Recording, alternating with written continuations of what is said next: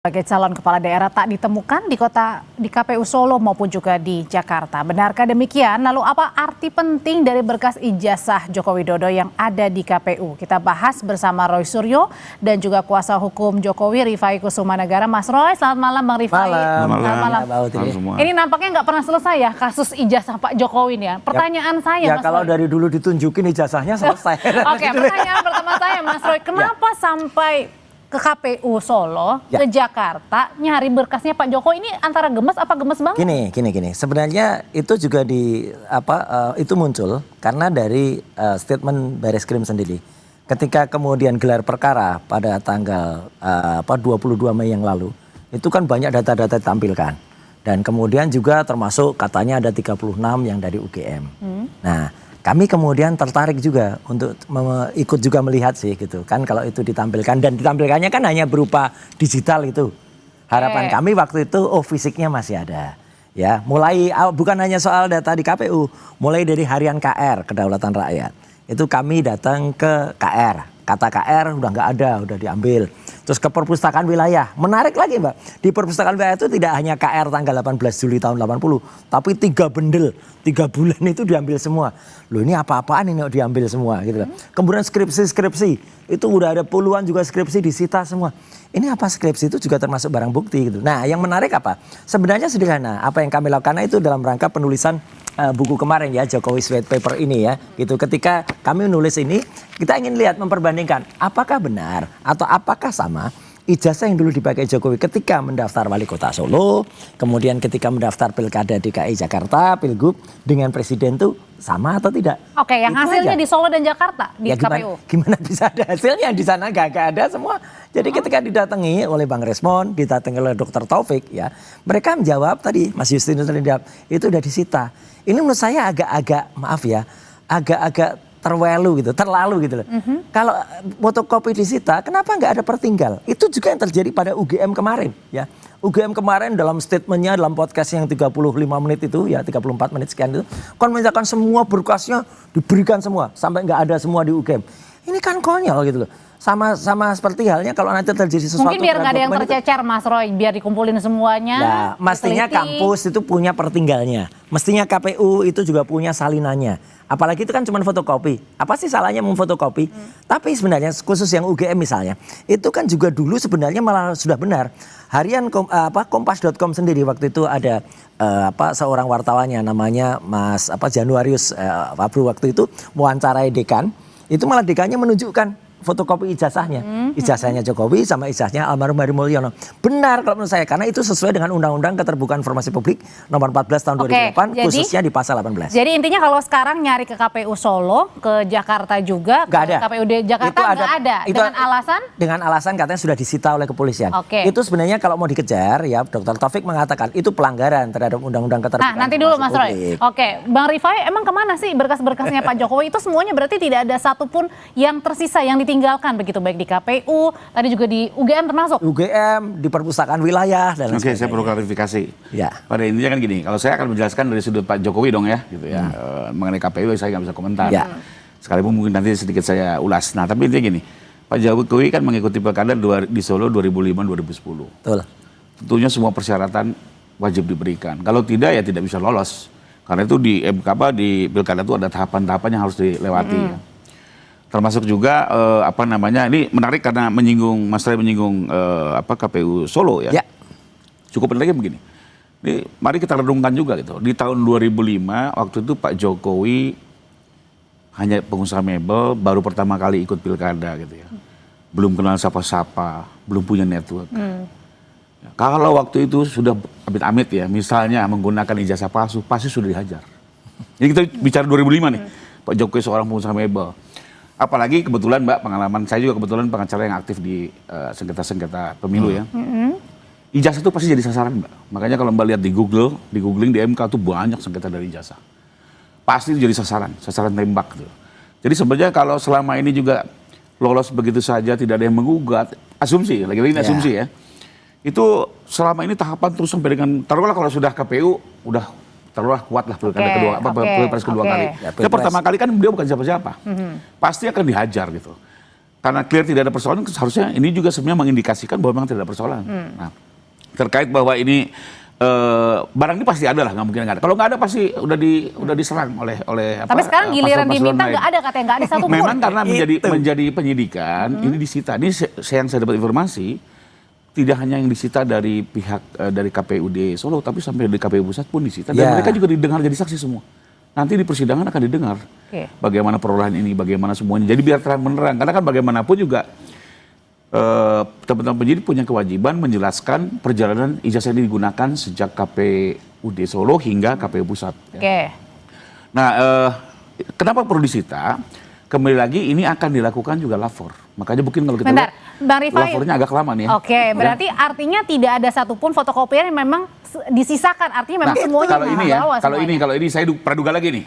Sebenarnya waktu disita ada namanya berita acara sita. Dan instansi itu sebenarnya bisa memfotokopi dulu. Itu. Sebenarnya ya, tapi saya nggak ngerti juga nih kadang ya. Ini asumsi lagi nih, Mas Arun. Yang datang Mas Arun udah tahu ini striker, makanya dia ngeles-ngeles seolah-olah saya nggak sempat fotokopi. Maybe ya. Tapi sebenarnya dia masih boleh punya hak untuk fotokopi. Tapi kenapa fotokopi itu harus diambil semuanya, kan padahal cukup aja yang asli. Yang diambil fotokopi legalisir. Oke. Ya dong, kan kalau ijazah asli ada di Pak Jokowi. Di tiap KPU itu ada fotokopi legalisir. Intinya untuk apa ini semuanya diambil? Biar membandingkan semuanya nih. Semua. Meskipun ada ratusan fotokopi. Ini ya kembali lagi saya kan pelapor mengikuti perkembangan penyidikan. Untuk skripsi saja ini diambil skripsi tidak hanya Fakultas Kehutanan di angkatan Pak Jokowi. Di fakultas-fakultas lain pun diambil sampel-sampelnya. Yang sama-sama lembar pengesahannya modelnya sama, fontnya sama-sama dari perdana. Dibandingkan, ya kembali lagi ini kan secara saintis harus dibuktikan identik atau tidak identik. Termasuk juga ijazah. Teman-teman penyidik juga mencoba mengambil dari fakultas lain. Jadi kembali lagi ini kan agar semuanya terang menerang. Jadi menurut saya sih apa yang dilakukan masih dalam taraf wajar. Tapi kenapa fotokopi nggak disimpan? Saya nggak bisa jawab terlalu banyak ya. Mungkin ketakutan karena ini yang nanya striker punya. Kenapa Mas Roy sebenarnya kalau analisanya begitu ya? Kenapa sampai semuanya kan asli sudah ada? Makanya gini, nggak boleh sebenarnya KPU bilang nggak ada. Karena nanti ya kita juga berhak misalnya mengajukan kepada KIP, Komisi Informasi Pusat. Karena itu sudah termasuk dokumen publik. Dan kalau termasuk dokumen publik nanti tiba-tiba putusan dari yang kita ajukan itu sebentar lagi turun dan itu harus dibuka. Terus KPU di Solo, KPU di Jakarta sama KPU itu mengatakan nggak ada. Ya kayak kami kemarin ya menggunakan KIP untuk kasus yang lain, untuk kasus pemilu. Mereka menjawab nggak ada. Nah itu kita tuntut benar karena itu putusan dari KIP itu bahkan sudah digugat dan inkrah ya. Itu harus dibuka. Termasuk juga ini ada satu kerugian besar Mbak sekarang yang dialami oleh para mahasiswa ya terutama yang dari UGM. Mereka mau baca skripsi kakak angkatannya itu menjadi nggak ada karena disita padahal kan nggak salah itu skripsi kan mungkin yang ini lain, penyitaan gitu. Ini artinya kan sementara aja nanti dikembalikan lagi kan harusnya ya. Iya. Cuman kan pada saat disita itu kan terjadi satu kekosongan. Harusnya disediakan juga dong pertinggalnya. Minimal itu digitalnya. Ya kalau di skripsi itu ada namanya ETD, Electronic Thesis and Dissertation. Itu harus ada. Ini nggak ada semua. Termasuk KR. Orang mau datang ke perpustakaan wilayah sekarang ya Mbak. Misalnya mau baca berita Agustus lah, bukan hanya Juli. Agustus tuh nggak ada. Karena Agustus ikut disita bersama dengan koran bulan Juli dan bulan Juni. Ini kan lebay kalau dalam bahasa saya ya gitu. Tapi kalau tadi asumsinya Bang Rifai bilang kalau di Solo aja waktu Pak Jokowi mendaftar sebagai wali kota itu nggak masalah. Itu saya percaya ya dulu beliau bukan apa-apa. Beliau bukan siapa. Sekarang masalahnya nggak adanya tuh sekarang. Maksudnya jadi ada intervensi tangan-tangan yang ya, kenapa sekarang itu nggak ada semua gitu loh yang dari KPUD Solo, yang ada kayak daerah ya ketika daftar wali kota KPUD DKI itu nggak ada, aneh ini. Mestinya ada pertinggalnya. Kenapa ada pertinggalnya? Nanti kalau kemudian putusan KIP itu sudah turun, kemudian KP tidak bisa, KPUD itu yang malah kena. Tapi kan KPU sudah bilang bahwa sudah diserahkan semuanya ke Polda. Nah itulah yang nggak boleh harusnya. Kalaupun sudah diserahkan, oke lah yang ada cap basahnya diserahkan. Tapi sebagai dokumen publik, sekali lagi ini dokumen publik ya, berdasarkan Undang-Undang KIP nomor 14 tahun 2008 dan khusus di pasal 18 ayat B, itu harus dibuka kepada publik dan siapapun yang lihat harus bisa termasuk kami misalnya atau termasuk mahasiswa UGM pengen baca deh skripsi-skripsi tadi Pak Rifai mengatakan juga malah nggak hanya kehutanan tapi fakultas-fakultas lain disita. Ini lebay gitu loh. Benar-benar menyulitkan nih orang ini gitu loh. Jadi kenapa nggak dari dulu nunjukin aja selesai kan? Nggak bikin orang repot. Seluruh Indonesia kan repot berbulan-bulan ini. Bang Rifai, lagi-lagi nih ada aja yang dicari-cari begitu. Apakah ini sebenarnya kalau Bang Rifai lihat ini hanya mencari-cari begitu atau jangan-jangan ya memang ada Ya prosedurnya begitu. terus panjang begitu kasus ini? Ya, Ada saja dicari-cari. Saya pendapatnya seperti tadi. Memang Ya. idealnya fotokopinya tetap disimpan. Nah, setuju. Karena bagaimanapun kan pelayanan masyarakat, pelayanan sosial harus tetap jalan gitu ya. Tapi kembali lagi, kalau saya duga mereka khawatir ya, karena kembali lagi kan, ya saya juga memahami lah teman-teman dari TPU dan para ahli mencoba Dibilang lebay katanya tadi. Iya. mencari terus bahan, mencari terus celah, Oh, iya. wajar itu ya. Karena mereka juga harus mempersiapkan diri pembelaan andai kata ke persidangan. Ya. Termasuk untuk bahan buku berikutnya. Dan untuk kalau itu harus ada royaltinya kalau. Ya, jilid 2, jilid 3. Kalau itu royaltinya harus berbagi itu. Nah, tapi intinya kalau saya lihat mungkin ini lebih kepada kekhawatirannya. Takutnya nanti dicari lagi persoalannya. Ada lagi ya? Kembali lagi kalau saya lebih ke situ gitu ya. Ya kalau benar Sekalipun nggak saya sebenarnya apa-apa, terima kasih Pak loh ya. Rifai. Jadi contohnya kemarin kan di UGM dikejar. Sumitro kenapa berbeda? Ya. So dan Zoe. Kenapa Pak Kasmujo? Ya. Kenapa IPK gitu kan? Dengan Jadi semuanya dicari-cari nih. contohnya kayak Enggak dicari-cari, Pak. Enggak, sementara Dicari, kayak bukan dicari-cari. Sumetro dan Sumitro kan jujur aja kami nggak bisa jawab dong dari pihak Pak Jokowi. Itu kan harus kampus ya. Oke. SKS kami jawab yang kuliah Pak Jokowi gitu ya. Pak Kasmujo kami firm karena itu pembimbing buat kami gitu ya. Tapi kan kembali lagi harus dikonfirmasi pihak kampus dong. Kampus pun harus mencari gitu ya. Dan akhirnya ya kemarin mereka muncul, sudah ada dokumennya juga ya kami terima kasih juga. Paling enggak ada bahan untuk bisa didalami. Cuman sayangnya itu Pak Rifai, hanya ngomong-ngomong doang gitu loh. Nggak ada buktinya. Rektor loh, seorang Enggak, rektor loh sudah kalau ngomong. kembali lagi. Justru itu kenapa rektor tuh hanya ngomong doang, hanya naratif. Kan UGM tuh punya sumber data, punya sumber dana juga. Tampilkan dong. Puk, gitu. Wah. Kalau saya jawabannya udah ketahuan. Karena ini kelompok striker. Dimunculin, di foto diributin lagi Loh, gitu loh. Oke, Iya lah. gitu katanya Tapi Mas tapi Roy. gini, Kalau memang ditampilin tuh benar Pak Rifai, nggak ada ketakutan dong harus ditampilkan. Kayak Karena nanti Mabes Polri. dicari-cari lagi Loh, katanya. nggak dicari-cari. Kita nggak perlu mencari-cari, itu akan keluar sendiri. Misalnya buku alumni yang katanya itu ada 25 tahun. Setelah dihitung tahunnya salah. Nggak 25 tahun tapi 31 tahun. Oke. Gitu kan konyol. Setelah itu Dicari-cari lagi nih. Nah kalau gitu pertanyaannya apa mungkin? Tapi nanti terakhir Mbak, kalau di sidang Nggak, belum semua harus terakhir. dibuka. Oke. Mau tidak mau harus dibuka. Tapi sebelum sampai ke sana Bang Rifai, kalau tadi Mas Roy apa? bilang kan kenapa nggak dijejerin dibuka datanya ya oleh Justru pihak UGM. itu. Nah, apakah karena mungkin juga UGM bisa punya argumen bahwa itu juga sudah disita oleh Enggak. polisi nanti ya usai jeda. Oke, nanti nggak dulu, mungkin, tetap pasti bersama harus kami. ada dong arsipnya. Iklan dulu. Iklan dulu.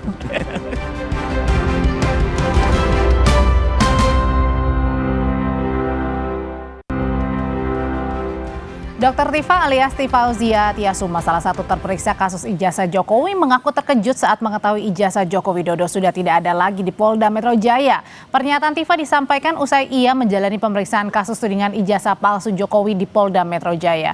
Ia mengaku kaget saat mengetahui ijazah Jokowi sudah tidak ada lagi di Polda Metro Jaya, tapi sudah dikirim ke Mabes Polri untuk dianalisis forensik. Menurut Dr. Tifa, informasi ini tidak pernah disampaikan penyidik polisi pada publik. Saya akan menjawab pertanyaan yang disampaikan dengan syarat ijazah asli atau ijazah dari Joko Widodo ada di meja ini, saya bilang gitu. Nah ternyata ada sebuah jawaban yang bikin saya surprise, karena ternyata kata pemeriksa saya itu sampaikan bahwa ijazah itu sudah tidak ada lagi di Polda Metro Jaya, dan itu tidak pernah disampaikan kan kepada khalayak, kita semua tidak tahu. Dan posisi dari ijazah itu sekarang ada di Mabes. Berarti tadi nggak Ada di Mabes dan sedang atau sudah dilakukan uji forensik, lab forensik gitu.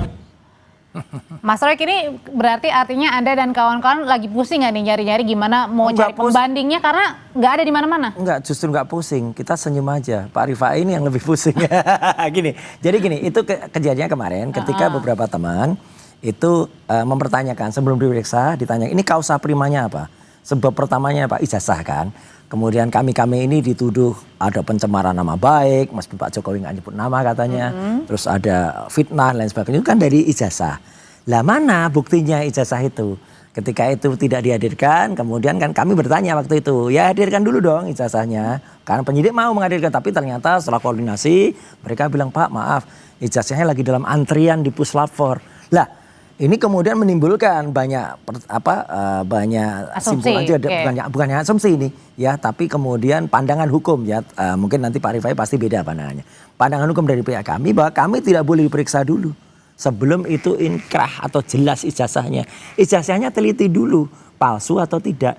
Kalau ijazahnya ternyata palsu ya kami kan tidak terbukti kemudian memfitnah dan mencemarkan. Berarti kemarin nama Anda baik. tidak menjawab pertanyaan apa-apa? Oh, kalau saya lain strategi. Oh. Kalau saya jawab ya, meskipun yang saya jawab itu yang terkait dengan tanggal 22 Januari. Kalau selain tanggal 22 Januari yang kemudian tidak ada saya, enggak, Mbak. Karena apa? Saya kemarin statusnya apa? Saksi kan. Saksi itu hanya boleh menceritakan apa yang dia lihat dan apa yang dia dengar. Saksi tidak boleh berpendapat, itu namanya ahli kalau berpendapat. Maka saya hanya cerita, kalau ada link yang katanya ada 37 link, saya tanya dulu. Ini kok bisa sampai 37 itu gimana? Dulu katanya Jokowi nyerahkan berapa link? 24, Pak.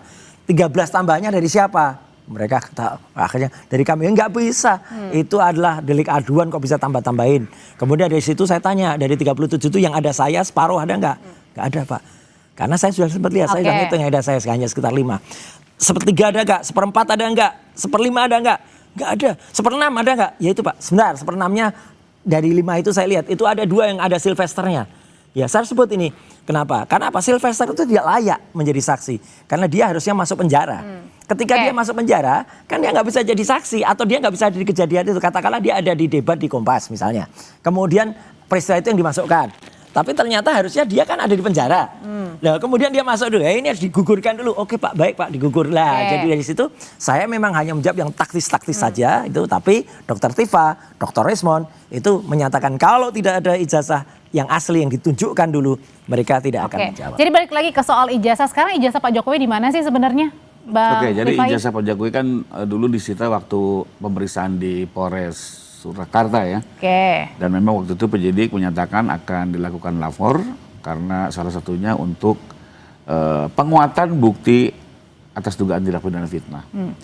Nah, memang perlu digarisbawahi ya. Jadi ini bukti bukan yang baru berdiri sendiri. Karena untuk membuktikan apakah benar tidaknya terjadi fitnah itu ada 2 alat bukti yang bisa kita gunakan. Pertama selain lapor yaitu adalah pernyataan penerbit yaitu UGM.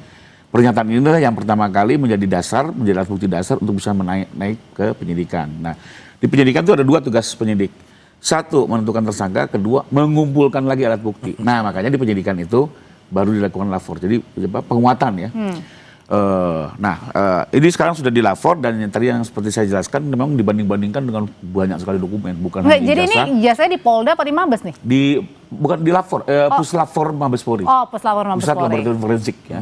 Dikirim ke sana dan memang dibanding-bandingkan dengan banyak dokumen ya. Dan objeknya bukan hanya ijazah, termasuk skripsi ya.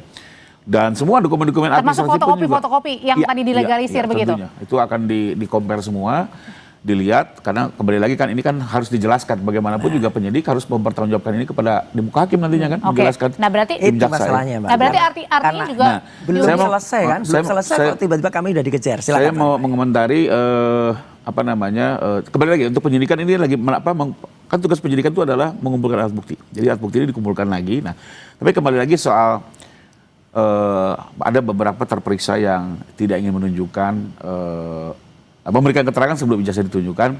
Pertama, saya harus membatasi masing-masing memiliki strategi pembelaan masing-masing yang harus kita hormati.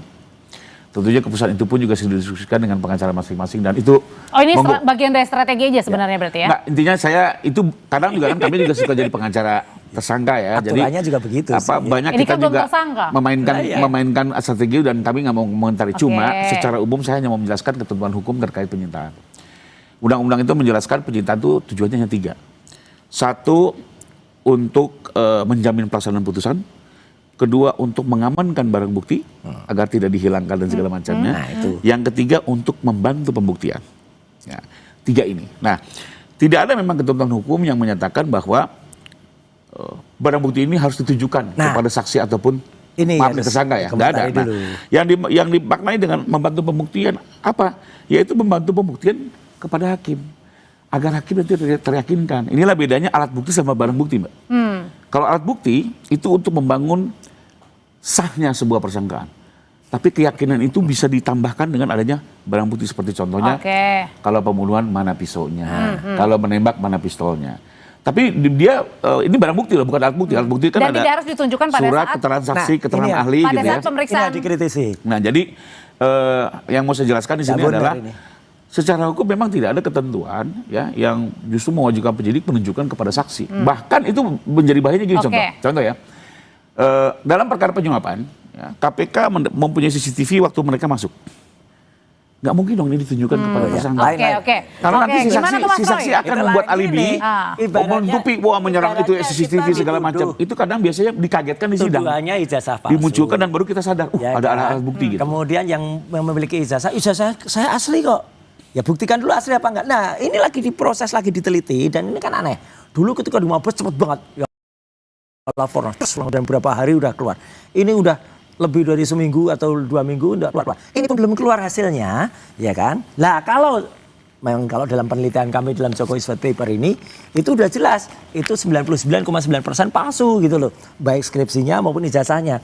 Tiba-tiba yang di sini udah dikejar dulu, ayo kamu memfitnah pasti, kamu mencemarkan nama baik, bahkan kamu menghasut gitu loh. Tapi kan ininya belum jelas, ini kan aneh. Ibaratnya ya ujungnya belum muncul, hasilnya belum ada, simpulannya belum ada, ini udah diputuskan dulu. Jadi ini logika. Jadi Anda nggak percaya sama polisi sama penyidik? Loh gini kan harus dipastikan dulu. Karena apa? Karena tolong baca juga hasil ilmiah kami. Karena gini, ya baik penyidik, bahkan UGM sendiri yang kemarin hanya omon-omon ya, tidak ada bukti pun yang ditampilkan. Itu kan karena katanya semuanya sudah dikasih. Itu yang aneh, nggak mungkin itu semua tidak ada. Pasti harus sepertinggalnya. Bahkan nanti ketika kami gugat dengan KIP, dengan Komisi Informasi Pusat ya, data itu harus muncul, data itu harus keluar. Kalau sampai data itu nggak ada, wah itu akan parah banget UGM ya. Demikian juga dengan instansi-instansi lain kayak perpustakaan wilayah, kemudian harian KR, kemudian mana lagi kok sampai datanya kemudian diserahkan semuanya begitu saja. Ini kan kerugian besar bagi masyarakat, kerugian besar bagi adik-adik mahasiswa nggak bisa belajar